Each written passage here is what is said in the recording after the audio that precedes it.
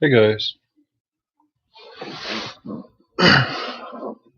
Um, I want the beginning of this to mostly be question and answer.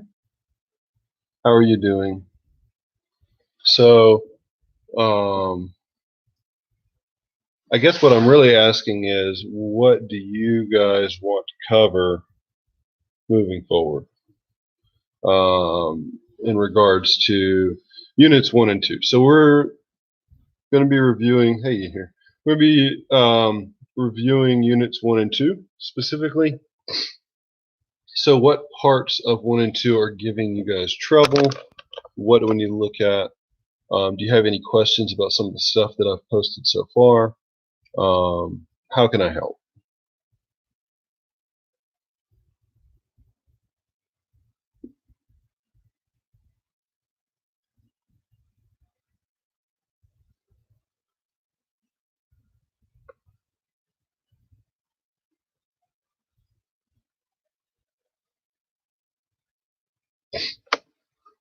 All right.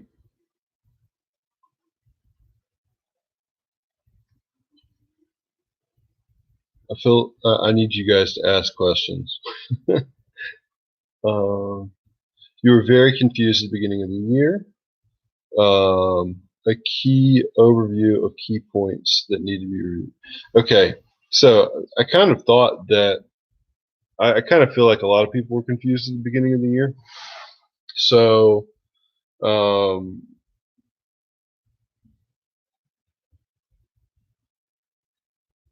I think that we can go over some of that stuff um, and just try to keep things as focused and tight as possible in that regard without going into too much detail. So Unit 1 is really all about state building. And when we say state building, we're talking about how empires were formed, and in particular, state incline or state increase and then state decline. So, what's causing states to get more powerful and what's causing states to fall apart. And so, that's a big part of it. And then the second part of that unit is religion, and specifically how religion was used to, in effect, how was religion used to do state building as well? And yes, absolutely, we can talk about bureaucracy because that comes into play big time when we're talking about state building. And then Unit 2 is mostly looking at trade. And so, what I think that we should do today is just kind of cover the basic points from Unit 1, look at a few examples from Unit 1, and then tomorrow we can talk about Unit 2. Or we might even spend 2 days talking about Unit 1 because it's kind of there's a good bit of information there. So maybe we'll talk about the politics today, political stuff today, and then religious stuff tomorrow, and then move on to Unit 2, which is mostly about trade. Um, does that sound good? All right, so I'm going to try to keep this as simple as I can. If I'm getting confusing, or if it's if you're confused, just stop me and slow me down. Okay, so during this unit, we're talking about state building. That's the strengthening and growth of individual states. And states here, I'm not talking about North Carolina. I'm talking about political entities like China or like the Abbasid Caliphate or the Aztec Empire, something like that. Okay, these are all different groups that are controlled in some fashion by a government. And there are basically two types of government that we see. We see centralized governments and we see decentralized governments. And for the most part, when we talk about a state, we're really usually talking more about a centralized government than we are a decentralized government. Okay, decentralized governments typically don't make great states. I'm going to move the computer and see if I can get less glare. and that's worse. I should probably just take this somewhere else. Maybe I will find a better place to film tomorrow, but for now, this will have to do. As far as trade routes are concerned, absolutely, I'm going to go over that. I'm probably going to go over that in a few days. Okay. If you have a specific question about trade routes at the end, then I'll answer it. But I'm going to go into detail on that in a couple days. All right, so back to centralized versus decentralized governments. The biggest thing that you want to keep in mind is that a centralized government is going to have one individual or one small group of individuals that control the entire country, whereas a decentralized government will usually have multiple people that are in charge of something. Now, in general, the pattern is that we're going to see a movement from decentralized governments to more centralized governments most of the time.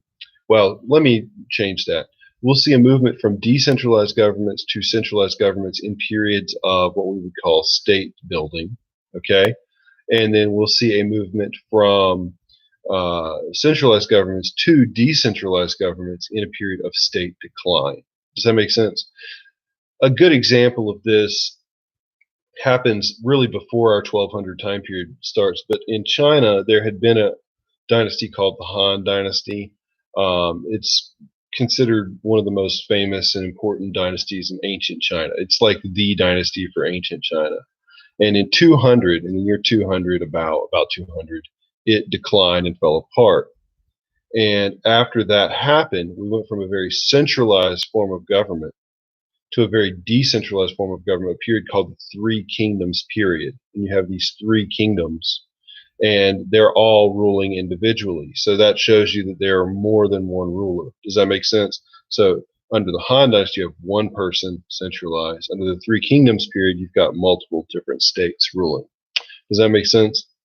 Now, that's not a specific example that you have to know for this class, but I'm just trying to explain to you sort of the idea there.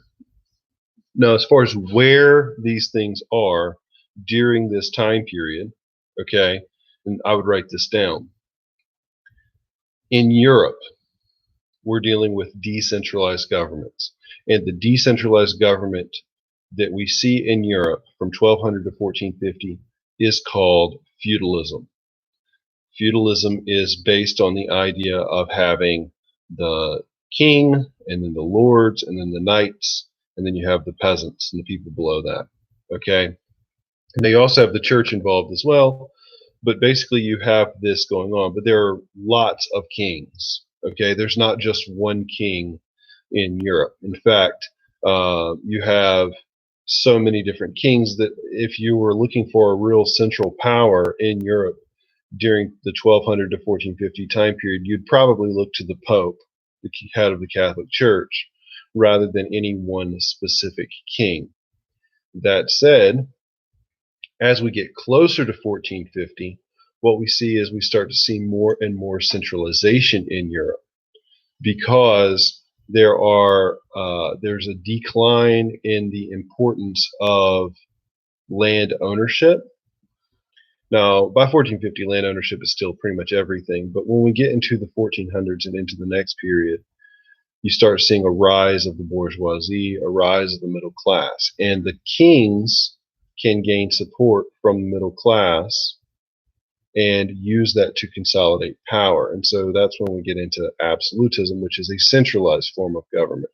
So the general pattern to keep in mind in Europe is that you're moving from a in 1200, it's very decentralized. As we get closer and closer to 1450, many European kingdoms are becoming more centralized, and that's often because of trade, merchants, and non-nobility gaining more power than they once had. A really good example of that might be the city-states in Italy, for instance. In fact, the city-states in Italy don't actually use feudalism at all, because they're basically run by the merchants. And so that's an example of the increasing power of merchants. So the general pattern is moving from decentralized towards centralized in Europe. Any questions on Europe there?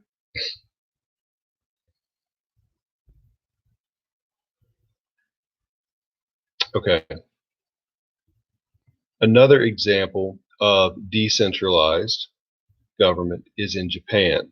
In Japan, we also have decentralized government in the form of feudalism. In fact, Japan compares really well with Europe during this time period. The only major difference is instead of having the king, the nobles, and the knights, we just have different names. We have the shogun, the daimyo, and the samurai. Okay, and during this time period, you have that same feudal structure where basically the peasants work on the land of a knight who pledges his support to the king and in exchange get that land from the king. It's a agreement for protection for land, basically. So Japan and Europe you can think of as being pretty much the same. Now, there are other examples where we see highly centralized governments. Well, let me give you one more example of a decentralized government. The final example of a really decentralized government is in India. In India, you have decentralized governments because you don't have a need for centralized governments because the caste system and its reinforcement through Hinduism really promotes a lot more local rulers. And so if you were to look at a map of India in the years leading up to 1200, what you'll see is you'll see all sorts of kingdoms all over India. And even by 1200, when you do begin to see some centralized kingdoms try to develop, like for instance, the Delhi Sultanate is an example of an Islamic kingdom that unifies in the north of India. They still had a lot of trouble incorporating all of the local Hindu people into the society and getting them to convert to Islam. And so you still have this decentralization going on in this decentralization going on out in India. Yeah, what was the most decentralized government out of the three? It kind of depends on the time period that you're talking about, but I would probably give it to Europe if you're talking about like 1200. There's really no centralization in Europe at 1200. By the time we get to 1450, I'd probably give it to Japan. India is just really large. So one of the problems with India is that we tend to think of it as India as a its modern country with its modern borders, but really India was made up of lots of different kingdoms during this time period. It wasn't unified by any means. That's why we call it decentralized. Divine right does absolutely play a part in centralizing government, and that was one of the key things that kings began to claim. I mean, kings were using divine right to claim authority in the 1200s as well, but there were a lot of kings claiming divine right.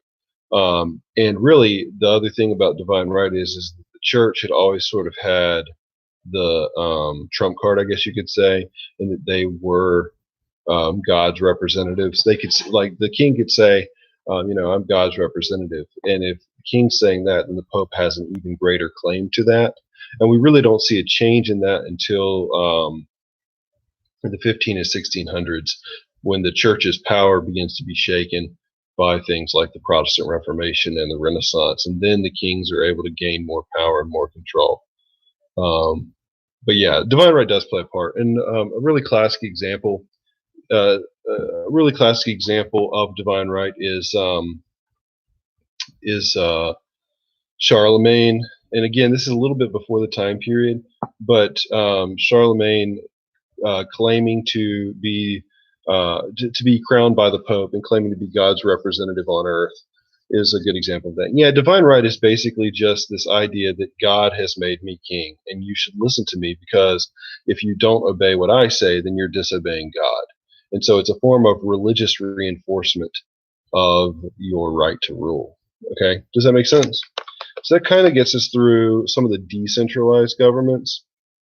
Let's take a look at some centralized governments. The most obvious example, if you get a question about centralized governments from 1200 to 1450, the answer that I would suggest you to go with is China.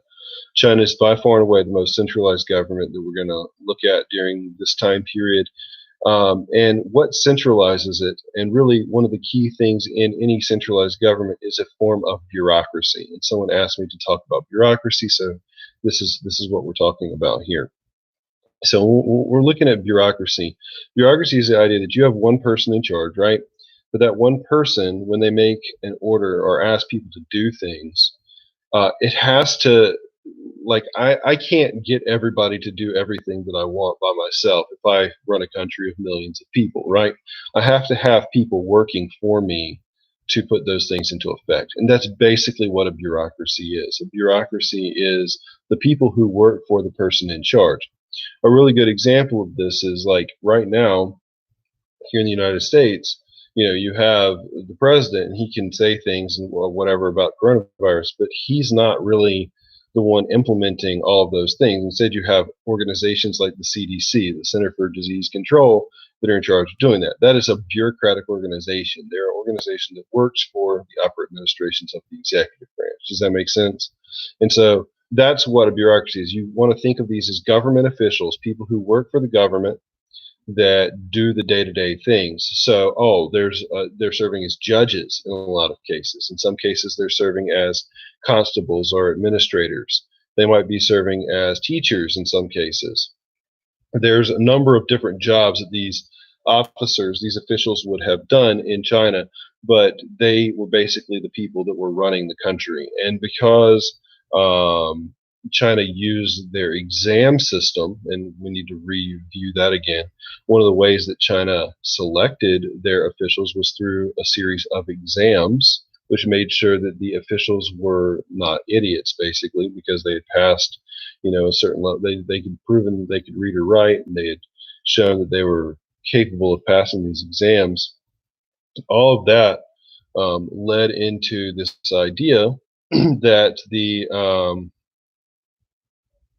that's a good question, Jacob. I'll answer in a second. All of this actually leads to the betterment of Chinese government and bureaucracy, and because it works well, people typically support it. To answer Jacob's question, yes, the exams are based off of Confucianism. That's absolutely correct. Now, the exams so Jacob asked, would the U.S. benefit from an exam to enter its government like China wants to? Yes, they would, and we did. There are exams that civil service examinations that have to be passed if you want to serve in U.S. government. This was introduced in the late 1800s, and it ended what was called the spoils system in the U.S., where basically I could give my buddy whatever role he wanted, and introduce what we call a merit system. So this is actually something you'll learn about in your AP US class next year. But so yeah, we do use something like that. Now, the specific exam system that we use today, I don't really know a ton about it, but I don't think that it's incredibly difficult to pass through. I think that it basically just, like, it's pretty expected that people that get government positions today are well educated, and so therefore I don't think it's a huge deal for them to pass that, because they've already graduated from college and stuff like that. But in ancient China, they had schools specifically so that you could pass these Confucian exams. And the reason that the exams were based on Confucianism is because it was the sort of popular text that everyone had read. It was widely published in China, and it advocates relational government, government based off of relationships and good relationships, and so therefore it's effective. It's the kind of idea of Confucianism is, if you treat people in a respectful way, okay, you treat people in a respectful way that you want help from, and then those people will help you, and then that, because they helped you, makes you want to respect them more. And so that all helped centralize power, because if you have people who are governing well, the people typically trust those people to continue governing well. Does that make sense? And yes, it would strengthen the government's control over the people based off of their belief system as well. Because if you're governing in a specific way, then those beliefs are going to carry over, and people are going to adopt those beliefs for themselves as well. Like, for instance, most of us know that we shouldn't go a certain speed limit on the road, because if we do, we'll get a ticket and we'll have to, pay a fine or whatever. And so, in general, you see sort of this idea that people shouldn't drive too fast in the United States. And when someone does zoom by you at 100 miles an hour on the street, a lot of times people get angry. Like I'll be irritated if someone drives by me really fast, and then I'll hope somebody will pull them over.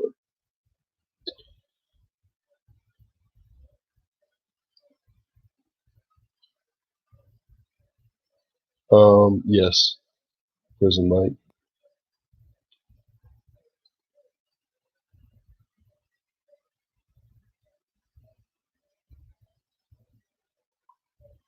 Okay. Um, let's see. So that's a good example of how China is centralized. Another way that China centralized was through using what was called the mandate of heaven. And the mandate of heaven is basically this idea that the government has been given the right to rule by the gods, given the right to rule by the gods. And if the gods have given them the right to rule, then they can also take the right to rule away. And so it's in your best interest to please the gods and do things that will make the gods happy, because if you don't, then the gods will take that right away. And so it's, again, positive reinforcement for good rule. And in Chinese government, you see a lot of that. You see positive reinforcement for good rule and negative reinforcement for bad rule. So if the Chinese emperors don't do a good job, then there are things in place in Chinese society that will discourage them from doing a bad job and will encourage them to do a good job, including the officials themselves. The officials are going to give good advice to the emperor because it's in their best interest to do that. And all of this results in a highly centralized government for China. Another thing that you see with China is the idea of tributary states. And you see that the Chinese, as they expand, especially during the Tang Dynasty, they establish tributary states in other areas to gain control of those regions. And they do this by basically having by paying tribute to those areas in exchange for, well, they give gifts and goods and services, well, not services, but gifts and goods to those areas in exchange for them paying tribute and kneeling or kowtowing before the Chinese emperor. So the best example of this is with Korea.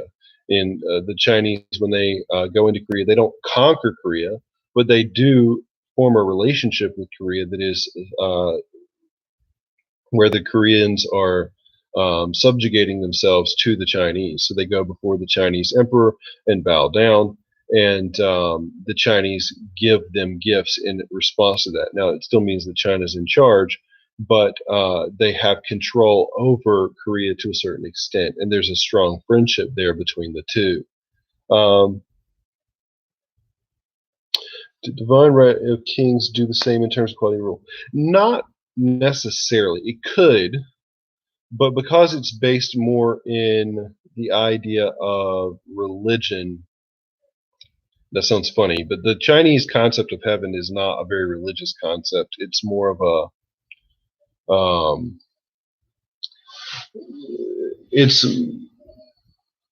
it's more abstract. So when you're talking about divine right of kings, you're specifically talking about Christianity, which is very set out and specific as far as what the Bible says. With the mandate of heaven, it's a lot more abstract.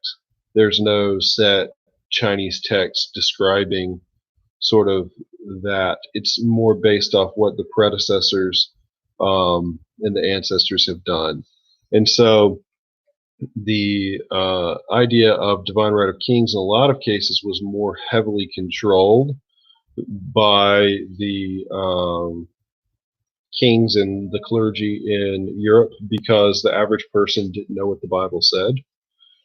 It's one of the big things about the Protestant Reformation. We're going to talk about this later, but it's such a huge change because people gained the ability to read the Bible, and they begin to challenge all these things that basically the church and the kings had been saying was their divine right for all of these years. And so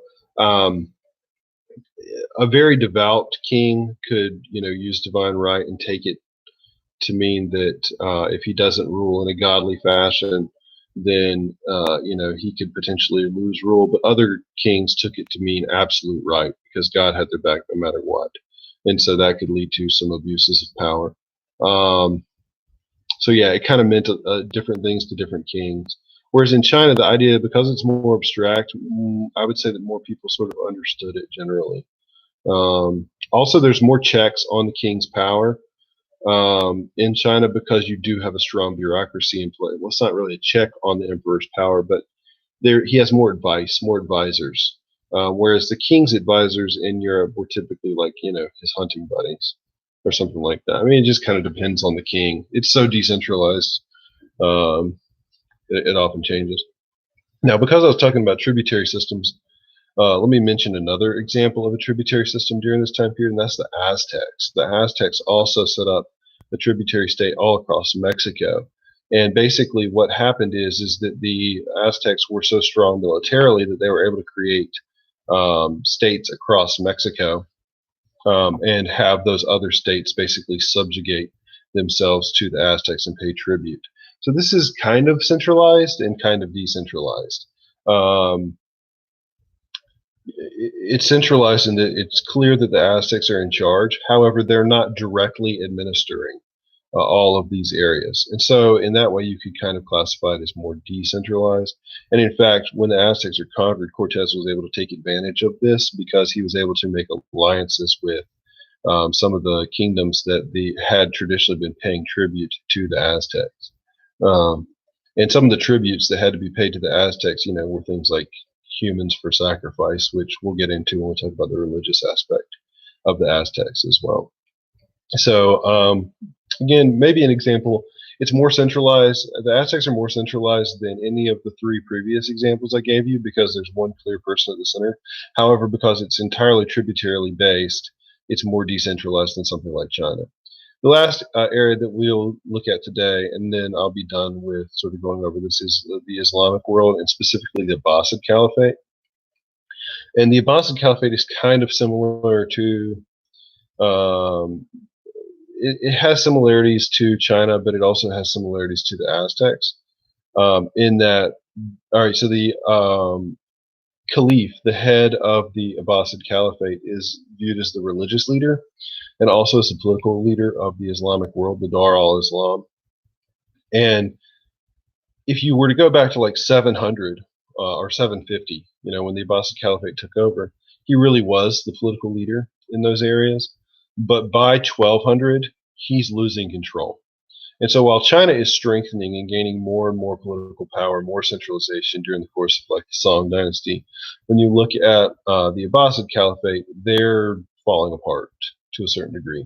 People are paying lip service to the Caliph as being the head, and you do have a bureaucracy in place, especially early in the Abbasid Caliphate. You had different groups that served as bureaucrats, viziers, to a certain degree. But by the time we get to 1200, a lot of that's fallen apart. So like a good example of this is the Mamluks. The Mamluks were slave soldiers, and I'm not talking about like Janissaries like later on in the Ottoman Empire, but the idea of Janissaries sort of originates with Mamluks. So these were these slaves that had been captured and turned into soldiers in Egypt. And eventually they got powerful enough to overthrow the government. And when they did, they set up their own sultanate, the Mamluk Sultanate. And they ruled independently, separately from the Abbasid Caliphate. So it's an example of sort of the Abbasid Caliphate weakening is the Mamluk Sultanate. Okay, and the Mamluks still pay lip service to the Caliph. So they're centralized at the beginning, and then they're becoming more decentralized. So they're kind of like the opposite of Europe. So you know how I said Europe starts very decentralized, and then as we get closer to 1450, it becomes more centralized. The same thing's going on in opposite with the Abbasid Caliphate. Well, it's running really in 1200. By 1258, the Abbasid Caliphate's done. So, but if we're like in 17 or 750, the Abbasid Caliphate's very centralized, and then moving closer to 1200, it's becoming more and more decentralized. Does that make sense? And so the thing that you really have to remember is that The Islamic world is becoming, it's falling apart during this time period, and what we're seeing is individual Islamic kingdoms as opposed to a unified Islamic kingdom. And 1258 is the fall of the Abbasid Caliphate. We usually pick that date because that's when the Mongols sacked Baghdad, which was the capital city of the Abbasid Caliphate. And what we see after that is that you're going to have all of these small pockets of all these small pockets that are Islamic kingdoms. So, for instance, in Spain, you have the Cordoban Caliphate, and then you have, in India, you have the Delhi Sultanate, and then the Turks come in and establish, that you have the Seljuk Turks in Turkey. You have all these different groups. You have a group called the Buyids, who are Persians that set up their own government. And you don't need to know all these different groups, but the point is that the Abbasid Caliphate had at one time been like sort of the people that were in control of all of Islam, the Islamic world. Now you have a lot more localized groups that are controlling the Islamic world. And that sort of is the end of this idea of a unified Islamic world. The closest you're going to get to a unified Islamic world after that point is going to be the Ottoman Empire, but even that's not going to come to the same extent that the Abbasid Caliphate had in its early years around 750. And so it's this movement away from centralization and towards decentralization is what I would kind of point out. A few other examples of centralization. You can look at the Incas as an example of centralized power. How did they centralize power? They used religion to centralize power. The idea that the emperor was the sun god, he was the son of the sun god, is an example of that. And then also they used the meta system to sort of control laborers and make people pay taxes in laborers. This is also similar to something that China had done as well. China had done the same thing. If you're doing the same things that China's doing, then you're probably centralized in some respect. So all of those are some different examples of centralized government versus decentralized government. Oh, one last one, and then I'll stop. Last big example of the centralized government in Africa. You see the Kingdom of Mali. The Kingdom of Mali begins to centralize, and they begin to do this by adopting Islam and by taking the ideas of Islam and using it to back up the king's claim to power. And Mansa Musa is the classic example here, with his Hajj to Mecca and his use of monotheism and a monotheistic religion to sort of prop himself up as the head of this empire and God's chosen. So it's another example. And religion does play a heavy role. We'll go into more detail on that tomorrow. But I think that kind of covers the main ideas behind state building. The other big thing in regards to state building during this time period is military power. So you just want to keep in mind that anytime a military is strong, you're going to have more chances at centralization because they're able to sort of force people into line. You can look at the Islamic conquest as a good example of that. Does anybody have any specific questions about this particular part? So what we really kind of went through is chapter 1 or unit 1 in your textbook, and that's what I would encourage you to read today. Read all the sections for unit 1 over the next 2 days or so. The stuff in unit 2 is not as long, so yeah, I'm going to finish covering unit 1 tomorrow. We'll look at the religious side tomorrow. So today I would read the first half of chapter 1, and then tomorrow I read the second half of chapter 1. Does anyone have any questions about the assignments of the discussion board, or any questions about the information I just covered?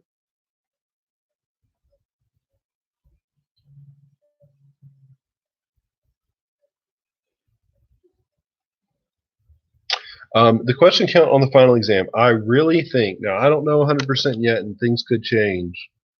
We won't know until April 3rd, but I think that you will have 3 questions on your final exam. I think you will have 3 short answer questions on the AP exam. Wait, are you talking about the AP exam, or are you talking about my specific final exam?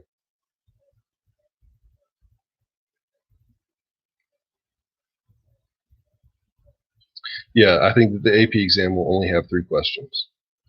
And I'm concerned, not really concerned, but I do think that we're going to need to work on our timing with that. I'm going to be giving you 15 minutes per question moving forward with short answer questions. I don't. I mean, I can't say for sure, but they're only giving us 45 minutes, and they told us there won't be any multiple choice. So for those of you who have been having trouble with multiple choice, that's probably good news. Um, Okay, Natasha, to answer your question, you do not need to know all of the different powers. You just need to know the concepts for state building. That is true. So, um, I would. There are certain ones that I would know. Like you need to know China. You absolutely need to know the Song Dynasty. Um, yes, you hear. You need to do the discussion board. Um, you need to know. Um, China's probably the biggest example, and then I would have at least a couple examples of decentralized powers as well. Yeah, the region assignment's not supposed to be hard. It's just making sure that you know the difference between Southeast Asia and East Asia, for instance, because the exams word their questions in regions. They don't word their questions in countries. So they're not going to ask you about relationships in China. They'll say relationships in East Asia, which actually means you can talk about China, you can talk about Japan, or you can talk about Korea. And to a certain extent, that opens it up for you. Like a question on East Asia could ask you about, government centralization or decentralization, and you could technically answer either way. You could use China as an example of centralization, or you could use Japan as an example of decentralization, and either one of those would be correct as long as you did that.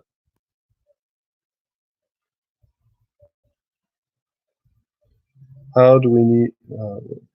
Do we need to know the regions of Indonesia? Not on. No, honestly, you don't. That's mostly because it's a human geography little thing that I found, and I couldn't find a world one. You should know that Polynesia is the area that they refer to all those islands as Polynesia in world history. So there could be a question about Polynesia, and we'll review some of the big stuff about Polynesia moving forward. That's more. Yeah, that is this unit.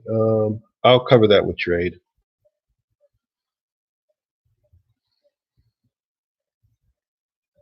Every year I used to have a nightmare. They would ask a question about Australia.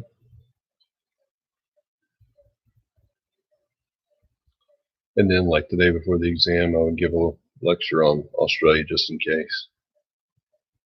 But I don't think that's going to happen. All right. Anybody else got any questions?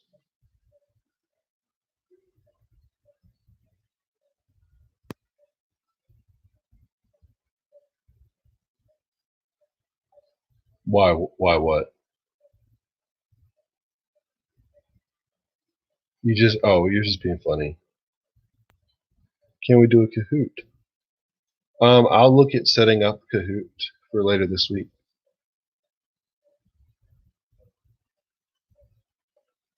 You're welcome. Thank you for being here. I appreciate you guys being on, and you know, this is not fun. Um, I'm sure y'all aren't having a lot of fun either. Um, I was pretty sad that we're not going back to school. Um, so anyway,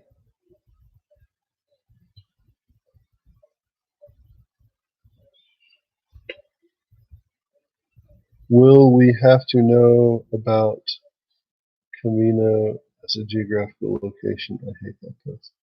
Dude, I'm assuming that's a Star Wars reference. Who are you? Oh, why did I have a nightmare on Australia? Because I used to think that they would ask a question about Australia right before the exam, and I usually hadn't taught a lot about Australia, and so I would be like, "Oh no, what if they do?"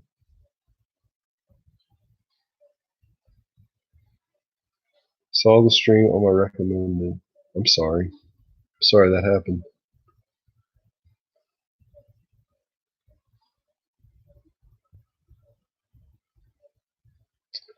All right. Well, y'all have a good day. See you later.